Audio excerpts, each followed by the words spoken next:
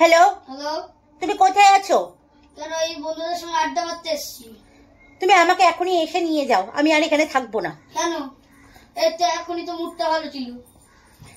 Mood ভালো ছিল কি না ছিল তোমাকে দেখতে হবে না, তুমি এখনই এসে আমাকে নিয়ে যাও, আমার আর এখানে থাকতে ভালো লাগছে না। আরে কেন সেটা বলবা তো?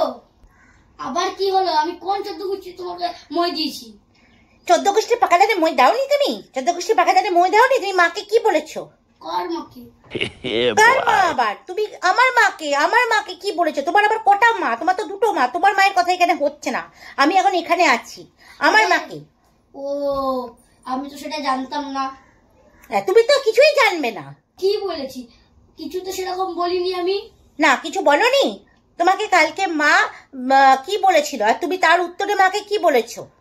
কালকে আমি যখন জামাই ষষ্ঠী করতে এসেছিলাম তখন তোমার মা আমাকে বলছিল যে এই তুই শ্বশুর বাড়িতে আসার সময় সবসময় একই জামা প্যান্ট পরে আসো কেন? তাই আমি উত্তর দিয়েছি যখন যখন আমি জামাই ষষ্ঠী করে বাড়ি ফিরি তখন আপনার বড় মেয়েটাকেই তো আপনি পাঠান। কেন? আপনার তো 3খানা মেয়ে, একবার মেজো একবার ছোট করে পাঠাতে পারেন না? তাই আমি বলেছি। এটা কোনো উত্তর? হ্যাঁ, এটা কোনো উত্তর?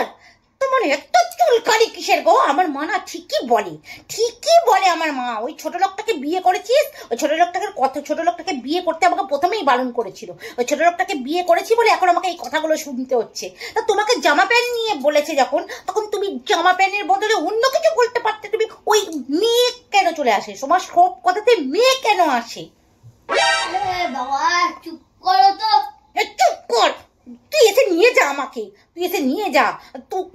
তুই ভাবছিস কি তোকে না মনে হচ্ছে না তোকে প্যান্ট খুলে জামা খুলে আগা পাঁচতলা তোকে কেলানো উচিত, তোকে আগা পাঁচতলা কেলানো উচিত।